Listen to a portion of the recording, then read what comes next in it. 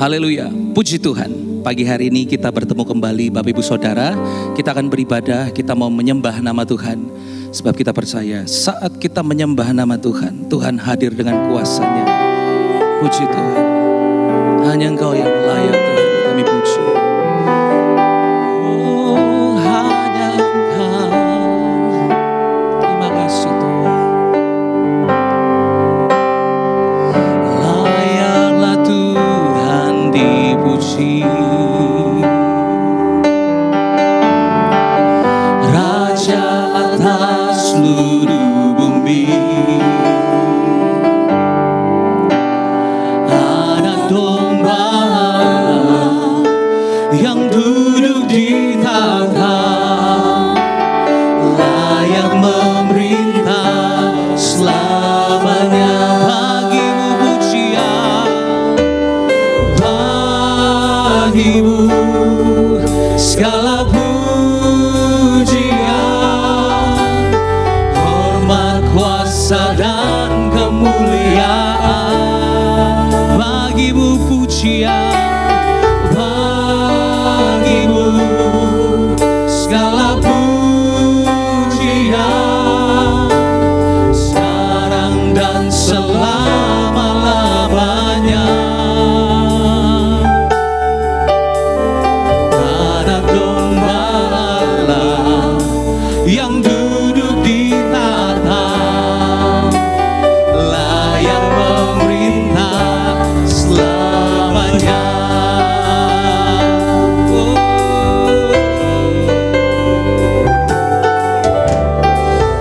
Layaklah Tuhan dipuji, Engkau Raja kami, Raja atas seluruh bumi.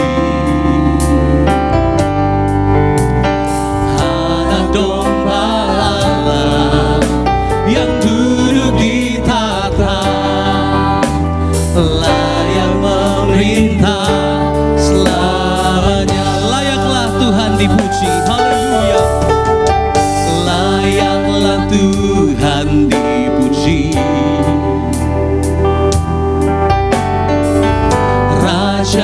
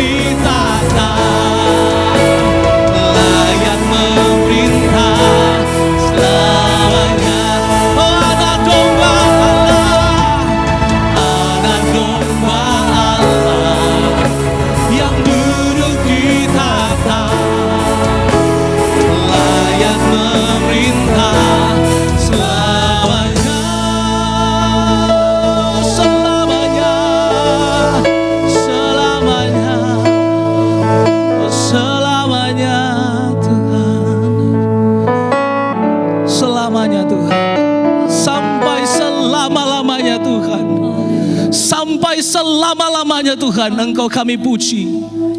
Sebab Engkau Allah yang dahsyat di dalam kehidupan kami. Oleh karena itu pagi hari ini Tuhan, dengarlah pujian kami. Kami mau menyenangkan Engkau oleh pujian kami. Tuhan tolong kami, tolong ibadah kami dari awal sampai kepada akhirnya. Kami percaya Roh Kudus-Mu ada di tempat kami masing-masing mendengarkan pujian ini. Sebab kami tahu saat kami memuji Engkau, Engkau Allah yang tidak terbatas, yang maha hadir di tempat kami. Bertahtalah atas pujian kami. Kami mulaikan semuanya ini hanya di dalam nama Tuhan kami Yesus Kristus. Haleluya. Amin. Puji Tuhan. Kita mau terus memuji Tuhan sebab Dia Raja yang agung, Raja di atas segala raja. Puji Tuhan.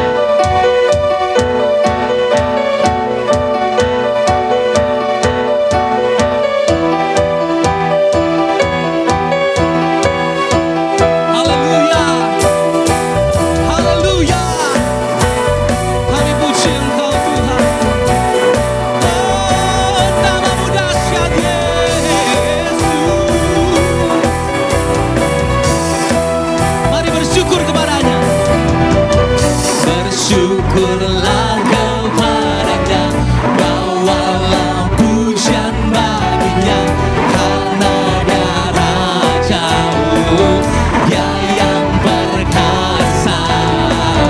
Tuhanlah kekuatanku, mazmur dan keselamatanku, Dia penolongku yang di hidupku.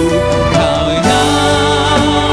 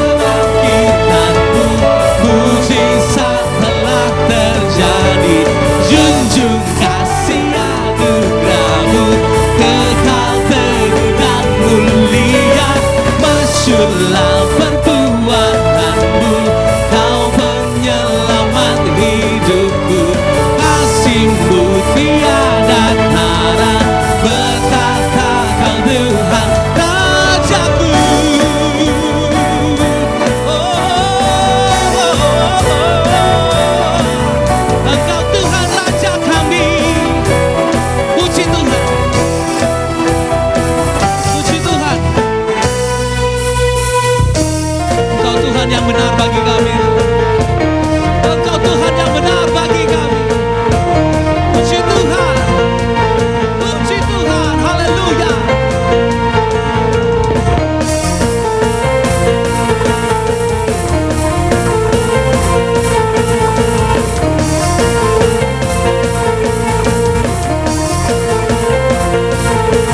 Mari sama-sama kita mau katakan pujian ini.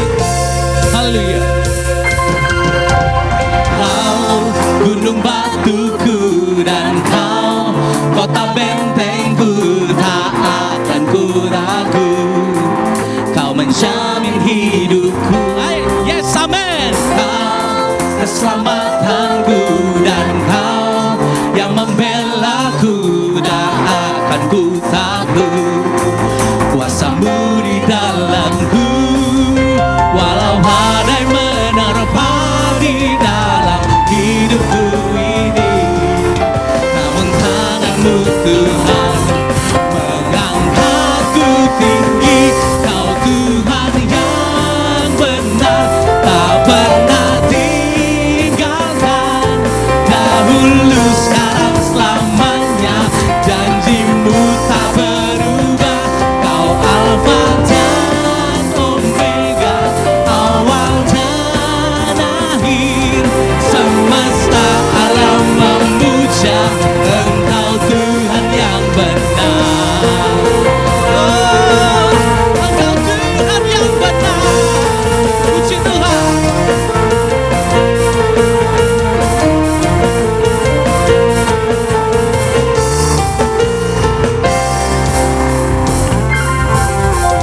Kau gunung batuku dan kau kota bentengku, tak akan ku ragu.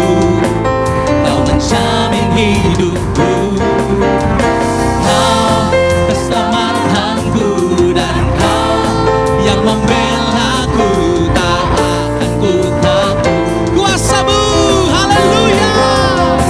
Puji Tuhan. Walau badai menerpa di dalam hidupku, Ada tangan Tuhan, haleluya. Puji Tuhan. mengangkatku tinggi. Kau Tuhan yang benar, tak pernah tinggalkan. Dahulu, sekarang, selamanya, janjimu tak berubah. Kau Alfa dan Omega, awal dan akhir. Semesta alam memuja Engkau Tuhan yang benar. Terima kasih Tuhan. Oh, Engkau Tuhan yang benar. Terima kasih. Kami bersyukur Tuhan. Kami bersyukur Tuhan. Kami punya Allah seperti Engkau. Terima kasih Tuhan. Terima kasih. Walau badai menerpa di dalam hidupku ini, namun tanganmu Tuhan mengangkatku tinggi. Kau Tuhan yang benar, tak pernah tinggalkan. Dahulu, sekarang, selamanya, janjimu tak berubah. Kau Alfa dan Omega, awal dan akhir. Semesta alam memuja Engkau Tuhan yang benar. Semesta alam memuja, semesta alam memuja, semesta alam memuja Engkau Tuhan yang benar. Haleluya. Terima kasih Tuhan. Terima kasih Tuhan. Jiwa kami memuji Engkau Tuhan. Jiwa kami bersorak karena Engkau Tuhan. Jiwa kami memuji Engkau ya Yesus. Selama-lamanya Engkau Allah yang baik.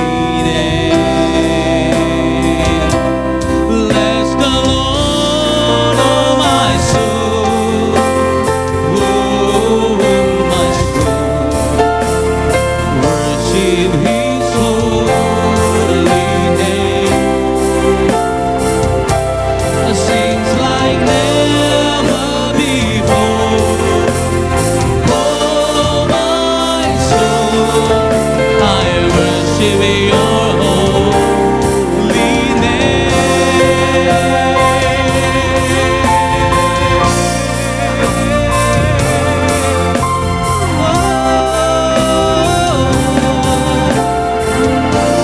We worship your holy name.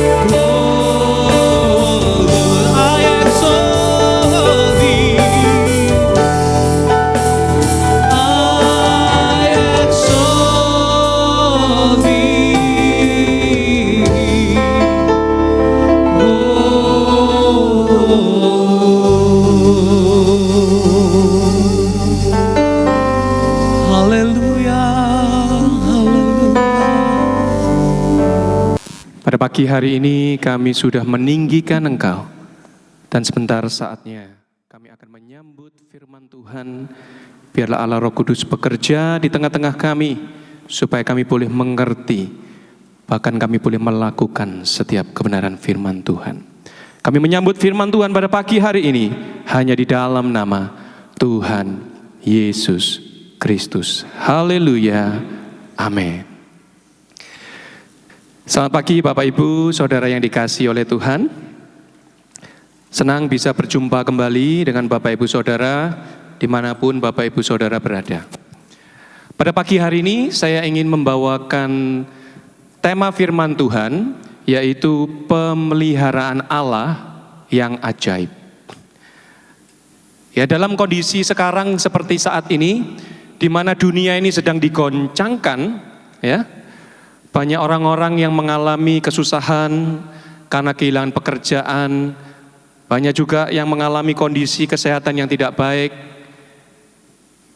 Saya rasa pada pagi hari ini kita perlu belajar tentang satu hal yang sangat penting yang bisa menolong kita untuk menjalani masa-masa seperti ini, yaitu pemeliharaan Allah yang ajaib. Kata pemeliharaan ini mempunyai arti bahwa suatu proses usaha untuk menjaga, merawat, melindungi, dan bahkan mencukupi. Oleh karena itu, setiap kita, orang-orang yang percaya, kita perlu yakin bahwa pemeliharaan Allah yang ajaib itu masih ada sampai dengan hari ini. Allah akan merawat kita, Allah akan menjaga kita, Allah akan melindungi kita. Bahkan Allah juga akan mencukupkan setiap kebutuhan yang kita perlukan. Mari kita lihat satu ayat di dalam firman Tuhan, Ibrani 13 ayat 5 sampai dengan 6. Ibrani 13 ayat 5 sampai dengan 6. Firman Tuhan berkata, "Janganlah kamu menjadi hamba uang, dan cukupkanlah dirimu dengan apa yang ada padamu." Ya, berhenti sampai situ dulu. Janganlah kamu menjadi hamba uang, dan cukupkanlah dirimu dengan apa yang ada padamu. Ya, dalam kehidupan kita seringkali dalam masa-masa seperti ini mungkin kita tidak menyadari bahwa kita seringkali bersungut-sungut kepada Tuhan. Ya, bersungut-sungut. Kenapa? Karena keadaan yang kita harapkan ini tidak sesuai dengan kenyataan yang harus kita hadapi. Tapi firman Tuhan bilang, ya, cukupkanlah dirimu dengan apa yang ada padamu. Maksudnya apa? Kita harus bisa mengucap syukur dengan apa yang masih kita miliki. Seringkali kita bersungut-sungut dengan apa yang tidak ada pada diri kita, atau apa yang tidak kita punyai. Oleh karena itu kita seringkali kita bersungut-sungut. Tapi pagi hari ini firman Tuhan mengajarkan supaya kita tidak melihat apa yang tidak ada, tetapi melihat apa yang masih ada dalam kehidupan kita, dan kita mulai mengucap syukur. Bersyukur kepada Tuhan. Mengucapkan ucapan-ucapan yang meninggikan Tuhan. Sebagai bentuk bahwa kita yakin, kita percaya bahwa pemeliharaan Allah yang ajaib itu masih ada sampai dengan hari ini. Di ayat yang ke-5b dikatakan demikian. Karena Allah telah berfirman, "Aku sekali-kali tidak akan meninggalkan engkau, dan aku sekali-kali tidak akan membiarkan engkau." Ya. Jadi Tuhan sudah jelas berkata bahwa di dalam firman-Nya Dia tidak akan sekali-kali membiarkan kita, bahkan sekali-kali Dia tidak akan pernah meninggalkan kita. Ya. Dengan kata lain, Tuhan tidak pernah meninggalkan kita sekalipun. Apapun keadaan kita, apapun kondisi kita, Tuhan akan selalu ada bersama-sama dengan kita. Karena Dia tidak pernah meninggalkan kita sekalipun. Apapun keadaan Bapak Ibu Saudara pada hari ini, ingat, ya, sekali-kali Allah tidak akan membiarkan dan meninggalkan kita. Masih ada harapan. Jangan putus asa, ya. Saya tahu keadaannya sulit, tetapi janganlah putus asa. Masih ada harapan asal kita mau percaya kepada firman-Nya. Ya, gereja ini bisa bertahan sampai dengan hari ini ya, dengan kondisi seperti ini kosong. Itu kalau bukan karena pemeliharaan Allah yang ajaib, kita tidak bisa melakukan ibadah online pun kita tidak akan bisa melakukan. Tetapi karena kita mempunyai Allah yang ajaib yang mampu memelihara kita dengan caranya, makanya hari ini sampai dengan hari ini Allah masih menolong kita untuk bisa mengadakan ibadah-ibadah yang Bapak Ibu Saudara bisa lihat di dalam ibadah online. Oleh karena itu di ayat yang ke-6 ditulis demikian. Sebab itu dengan yakin kita dapat berkata, Tuhan adalah penolongku. Aku tidak akan takut apakah yang dapat dilakukan manusia terhadap aku. Ayat yang ke-6 ini dikatakan oleh karena kita tahu bahwa Allah tidak pernah meninggalkan kita sekalipun, makanya kita bisa mengatakan, sebab itu kita bisa dengan yakin dapat berkata bahwa Tuhan itu adalah penolongku. Aku tidak akan takut apakah yang dapat dilakukan manusia terhadap aku. Ya. Jadi sebenarnya kalau kita mau renungkan ayat firman Tuhan ini, kalau Tuhan itu ada bersama dengan kita, apalagi yang sebenarnya kita masih khawatirkan? Tidak ada lagi yang perlu kita khawatirkan. Hal yang terpenting yang perlu kita khawatirkan adalah saat Tuhan tidak bersama dengan kita. Karena Tuhan itu adalah sumber dari segala-galanya. Tapi kalau Tuhan ada bersama dengan kita, apalagi yang harus kita khawatirkan? Tidak ada satu hal pun yang perlu kita khawatirkan. Karena Allah ada bersama dengan kita dan sekali-kali Dia tidak pernah membiarkan dan meninggalkan kita. Kita buka ayat di dalam Matius 4 ayat yang keempat. Ya, Matius 4 ayat yang keempat. Ini adalah kisah di mana Tuhan Yesus sedang dicobai oleh iblis di padang gurun setelah Tuhan Yesus berpuasa 40 hari 40 malam. Ya.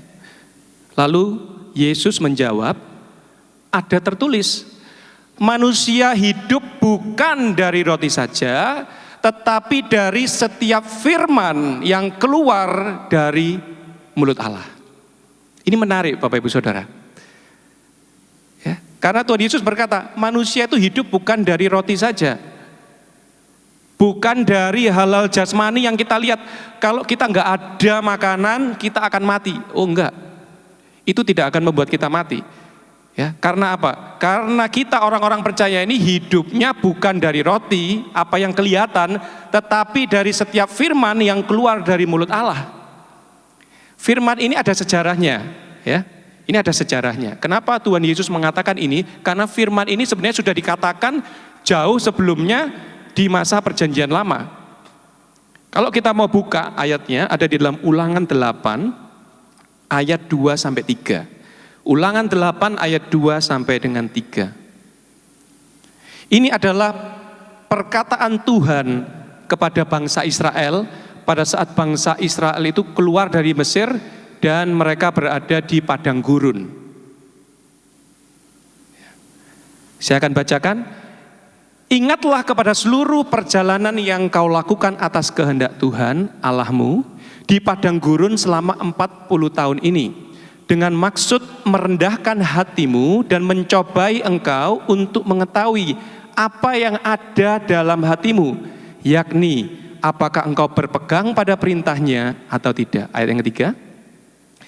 Jadi ia merendahkan hatimu, ya, Tuhan merendahkan hati bangsa Israel, membiarkan engkau lapar dan memberi engkau makan mana yang tidak kau kenal dan yang juga tidak dikenal oleh nenek moyangmu, untuk membuat engkau mengerti bahwa manusia hidup bukan dari roti saja, tetapi manusia hidup dari segala yang diucapkan Tuhan. Dari kisah ini kita bisa belajar beberapa hal. Yang pertama, bangsa Israel itu diuji oleh Tuhan. Tuhan tidak mencobai bangsa Israel, tetapi ada ujian yang harus dialami oleh bangsa Israel karena keluar dari Mesir. Dan ujian itu adalah mereka harus mengalami penderitaan. Ya, berjalan di padang gurun meskipun di dalam penyertaan Tuhan, tetapi itu hal yang tidak mudah, Bapak Ibu Saudara. Ya. Bayangkan di padang gurun kita harus berjalan, dan itu bukan perjalanan yang pendek ya, perjalanan yang panjang, 40 tahun lamanya. Lalu Tuhan menjelaskan kenapa kok mereka harus melewati itu, karena ingin menguji. Di dalam penderitaan, ujian ya yang Tuhan izinkan mereka boleh alami, apakah mereka masih tetap setia? Apakah mereka masih tetap taat? Ya. Kalau kita orang percaya ada ujian penderitaan, langsung kita memberontak. Ya, itu alaminya manusia. Ya, ada hal yang tidak enak dalam kehidupan kita, kita pasti akan memberontak. Tetapi ingat, kalau ada hal-hal tertentu di dalam kehidupan Bapak Ibu Saudara yang Bapak Ibu Saudara alami merasa tidak enak, jangan-jangan itu adalah ujian dari Tuhan untuk menguji kita, apakah kita ini masih tetap setia dan mau taat kepada perintah-perintah firman Tuhan. Dan yang kedua, apa yang dilakukan oleh Tuhan sehingga mereka harus mengalami hal tersebut? Apa tujuannya Tuhan? Yang kedua, dikatakan bahwa mereka dibuat lapar. Mereka mengalami kelaparan. Ya, mereka mengalami kelaparan. Tuhan tetap memelihara mereka. Tuhan menyediakan mana setiap hari, tepat pada waktunya untuk mereka bisa makan. Tetapi ingat, makan mana setiap hari itu adalah hal yang membosankan, ya. Membosankan. Meskipun cukup, tapi bukan hal yang enak. Lalu Tuhan berkata, di ayat yang ketiga, ya, yang B dikatakan demikian. Tidak dikenal oleh nenek moyangmu untuk membuat engkau mengerti bahwa manusia itu hidup bukan dari roti saja, tetapi manusia hidup dari segala yang diucapkan Tuhan. Maksudnya apa? Mereka ini kan sebelum mereka masuk ke padang gurun ya, keluar dari Mesir, mereka ini kan makan makanan seperti biasa ya, makan roti, makan daging dan sebagainya. Ya. Lalu ada firman berbicara, hidup itu bukan dari roti saja, tetapi dari setiap firman yang diucapkan oleh Tuhan. Lah yang dimaksud ini mana? Yang dimaksud itu adalah mana. Mana yang diberikan setiap hari itu. Karena mana ini tidak pernah ada sepanjang sejarah bangsa Israel, mereka tidak pernah makan mana, tidak pernah. Ya. Tapi karena firman Tuhan mengatakan mereka akan makan mana setiap hari, setiap pagi, oleh karena itulah mana itu tercipta. Sehingga mana ini bisa dimakan oleh bangsa Israel setiap hari, ya, dengan waktu yang tepat tanpa kekurangan. Inilah hebatnya Tuhan. Makanya firman itu berkata, manusia itu tidak hidup dari roti saja, tetapi dari setiap firman Tuhan yang diucapkan oleh Allah. Kalau kita pada saat ini ya mungkin berpikir, waduh, kehilangan pekerjaan, dapat dari mana pemasukan? Ya, ingat, kita orang percaya hidup bukan dari apa yang kita lihat, tetapi kita hidup dari firman yang kita percayai, yaitu firman yang daripada Allah. Mungkin ada peluang-peluang yang Tuhan berikan yang tidak pernah terpikirkan di dalam kehidupan kita. Tuhan akan berikan itu dan kita tetap akan bisa bertahan. Bahkan ya, kalau hidup kita benar di hadapan Tuhan, kita melakukan apa yang diperintahkan oleh Tuhan, bahkan tidak hanya cukup, tapi kita akan juga mengalami kelimpahan. Jadi Bapak Ibu Saudara yang dikasihi Tuhan, kunci untuk menerima pemeliharaan Allah yang ajaib itu adalah dengan melangkah dengan setiap firman Tuhan yang dinyatakan di dalam kehidupan kita. Ya. Pasti bingung sampai sini. Maksudnya firman Tuhan yang mana ya? Melangkah dengan setiap firman yang Tuhan nyatakan dalam kehidupan kita. Firman yang mana? Ya. Paulus berkata di dalam 2 Korintus 5 ayat yang ke-7, 2 Korintus 5 ayat yang ke-7, bahwa hidup sebagai orang percaya, ini Paulus ya ngomong, hidup sebagai orang percaya itu adalah hidup bukan karena melihat, tapi hidup karena percaya. Ya. Orang Kristen itu harusnya hidup bukan karena melihat, aduh kok keadaannya begini, aduh kok tidak. Tetapi orang Kristen itu hidup karena percaya. Percaya apa? Percaya akan firman Tuhan. Jadi sebenarnya kehidupan orang Kristen ini sederhana, ya. Cuma kita seringkali yang membuat rumit, ya. Kan sederhana. Kita nggak usah ribet-ribet, kita nggak usah bingung. Wes kita hidup itu percaya aja. Percaya dengan apa? Percaya akan firman Tuhan. Kan simple. Saat kita melakukan itu, melangkah dengan firman Tuhan yang kita percayai itu, maka pemeliharaan Allah yang ajaib itu pasti akan terjadi dalam kehidupan kita. Sederhana. Cuma seringkali kan kita tidak bisa seperti itu. Seringkali kan kita gagal untuk bisa percaya kepada firman Tuhan. Ya, kita baca firman Tuhan ya, yang dapat membuat kita ini harusnya tidak khawatir, tidak takut, tidak putus harapan. Lukas 12 ayat 22 sampai dengan 24.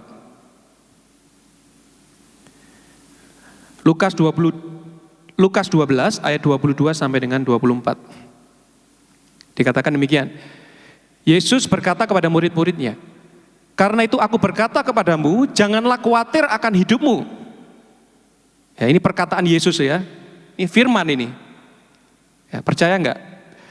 Karena itu aku berkata kepadamu, janganlah khawatir akan hidupmu, akan apa yang hendak kamu makan.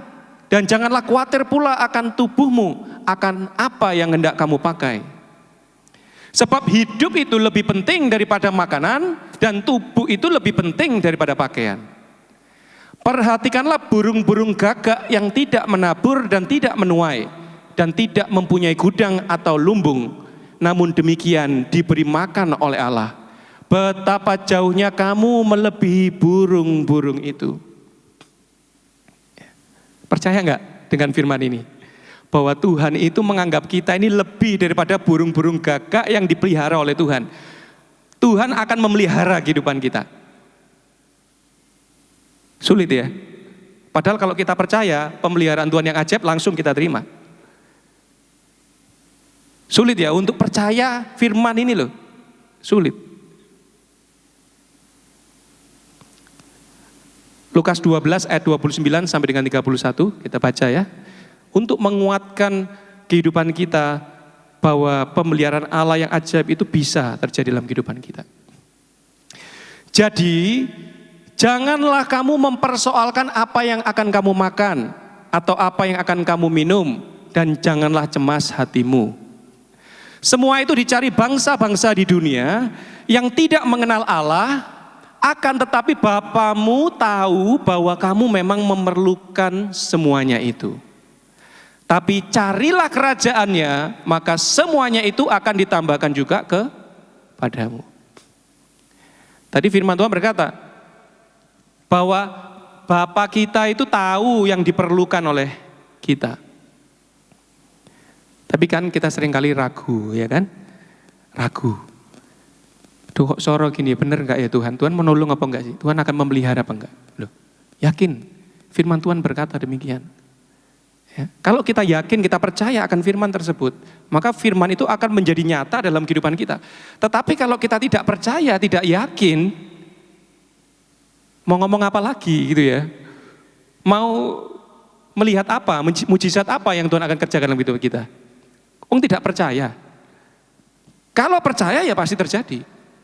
Makanya Paulus bilang, orang percaya itu hidup bukan karena melihat, tetapi karena percaya. Percaya akan firman Tuhan.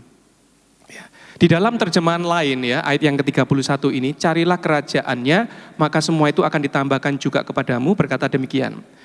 Tetapi kalian harus berusaha supaya Allah memerintah atas hidupmu, maka yang lain itu akan diberikan Allah.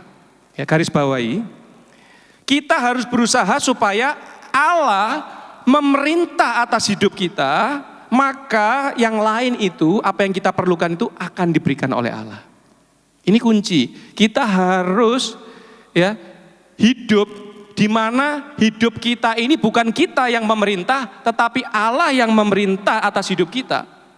Itulah yang disebut kerajaan. Kerajaan Allah yang dimaksud adalah hidup kita ini tidak bebas, tidak semaunya sendiri, tetapi hidup kita ini adalah hidup yang Allah memerintah atas hidup kita. Dalam terjemahan lain, di dalam terjemahan sederhana Indonesia dikatakan demikian. Karena itu hiduplah dengan cara yang pantas sebagai warga kerajaan Allah, dan semua hal yang kamu butuhkan juga akan diberikannya kepadamu. Kita harus hidup sebagai warga kerajaan Allah dengan cara yang pantas. Maka semua hal yang kamu butuhkan akan diberikan. Semua hal itu tidak terkecuali. Ya. Semua apa? Keperluan Bapak Ibu Saudara apa? Semuanya itu akan Tuhan wujudkan dan berikan.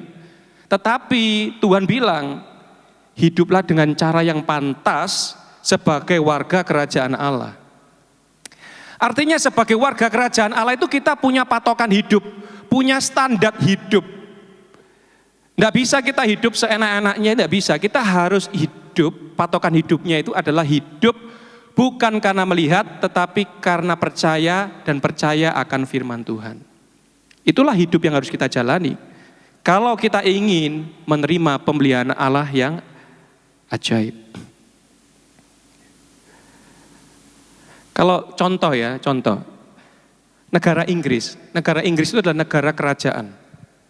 Ya, mereka punya ratu namanya Ratu Elizabeth. Ratu Elizabeth itu tidak bisa hidup dengan cara hidup orang biasa.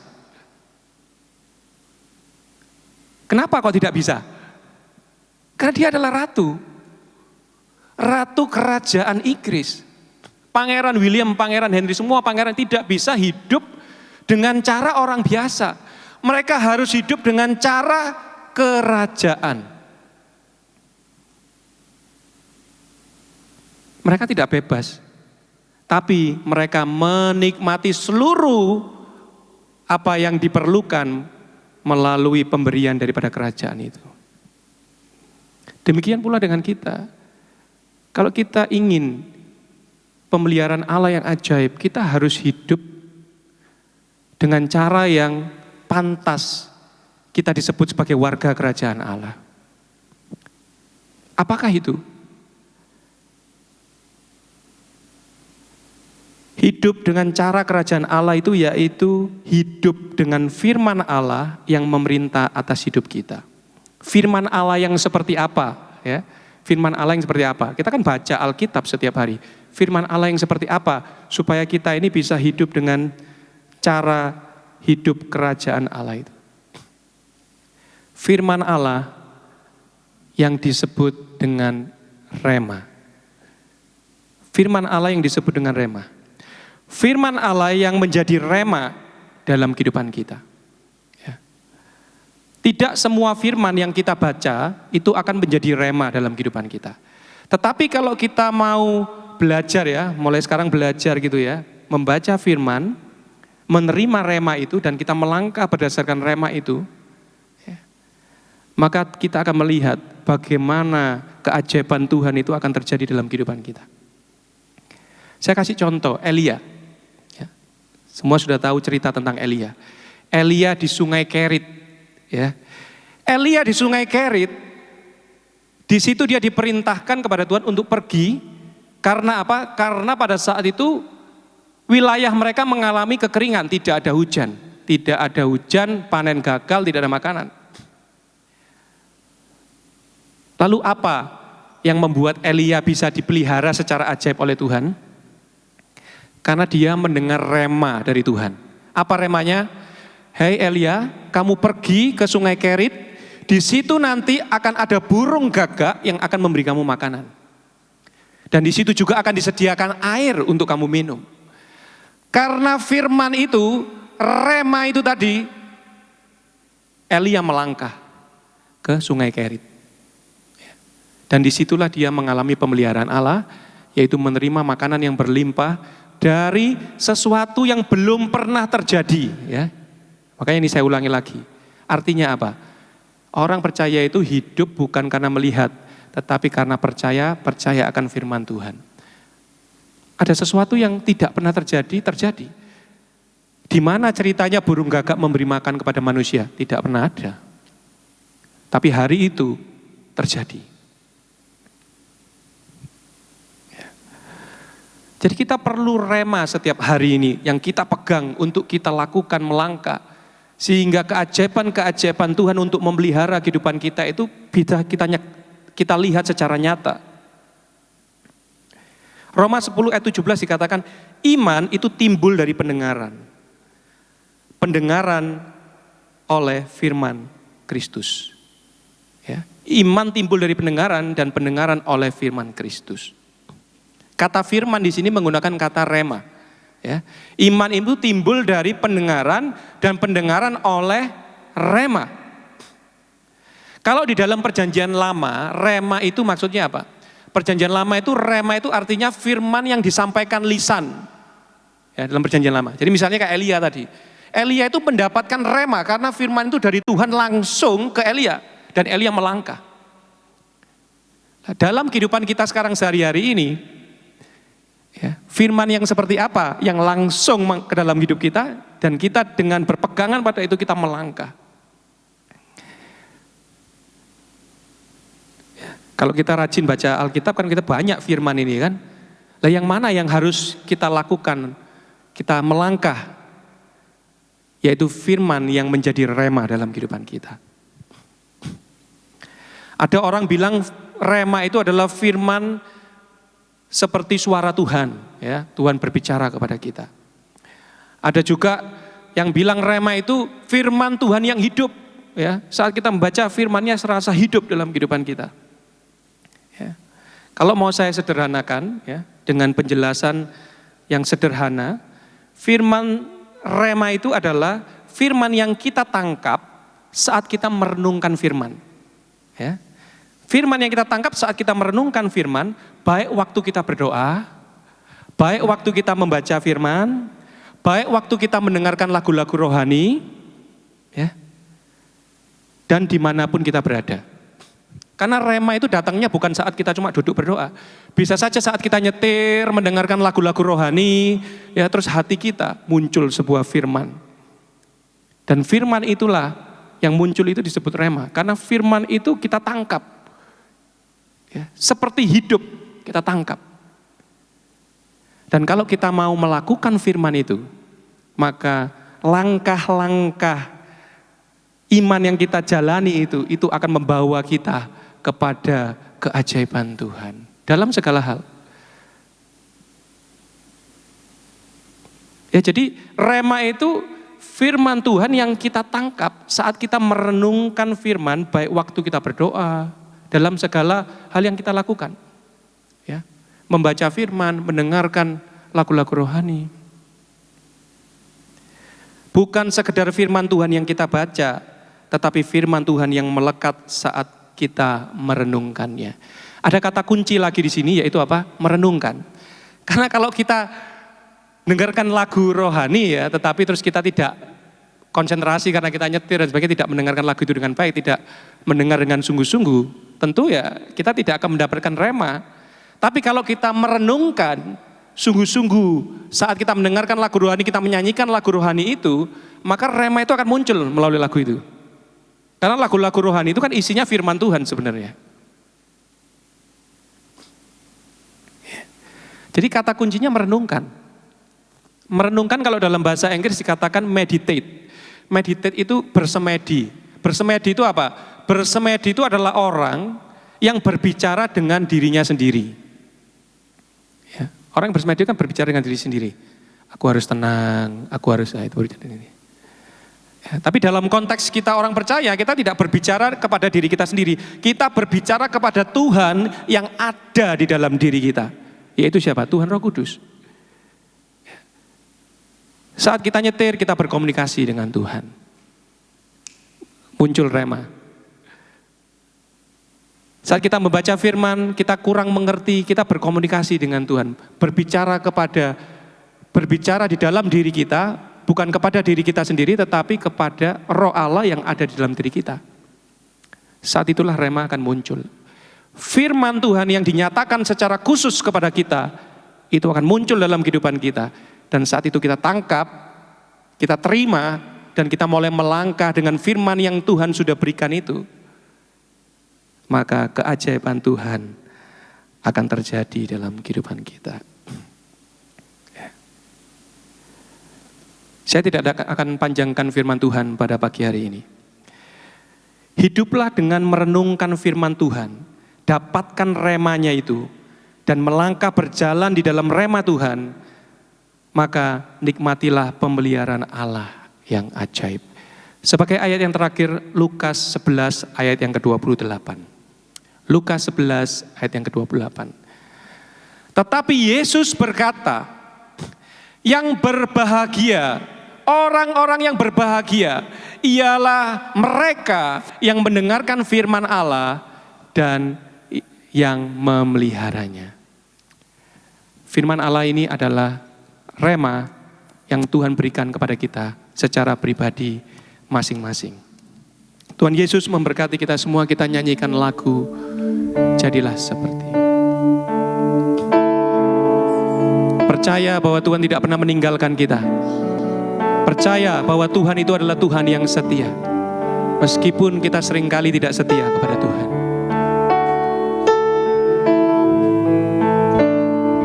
Haleluya Yesus. Bapa, Engkau setia. Bapa, Kau setia, takkan meninggalkan. Aku percaya Engkau milikku dan ku milikmu. Kerinduanku, terima kasih Tuhan. Tinggikan namamu, karena ku tahu Engkau dalamku dan ku dalammu. Ubah hatiku, ubah hatiku seperti hatimu, setulus salibmu, kasihmu Tuhan. Biar mataku seperti matamu, pancarkan kasihmu. Ku mau jadi sepertimu. Haleluya Yesus. Bapa, Engkau setia. Bapa, Kau setia. Kami percaya Tuhan akan meninggalkan, dan ku percaya Engkau milikku dan ku milikmu. Kerinduanku, kerinduanku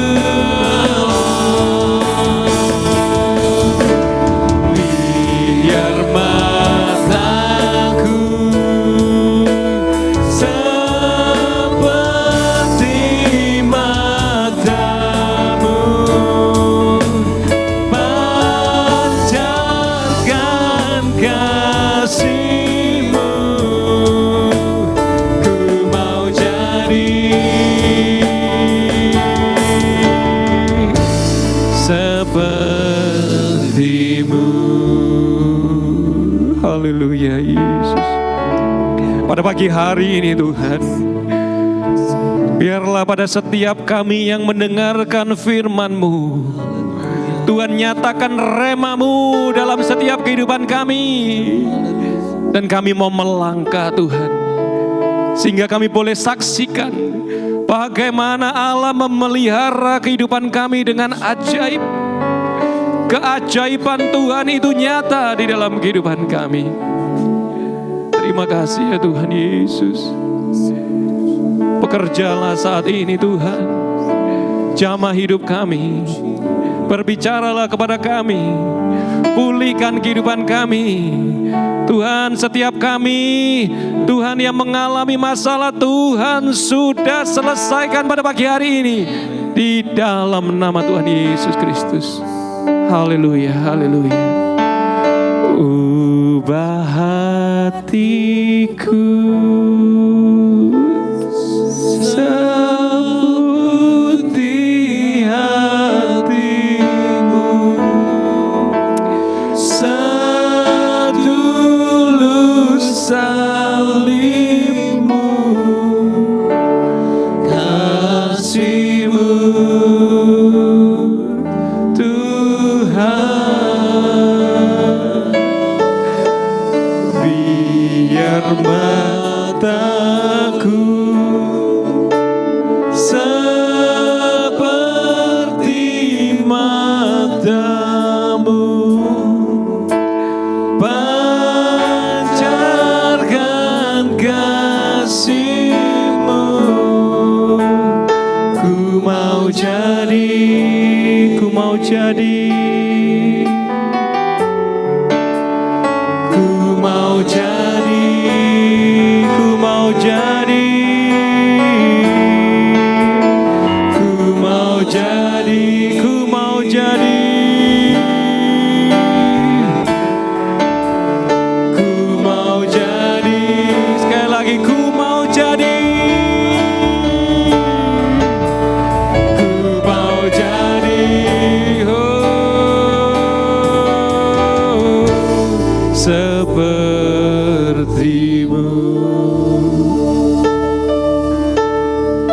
Terima kasih Tuhan. Pada pagi hari kami rindu hidup kami diubahkan jadi seperti Engkau Tuhan.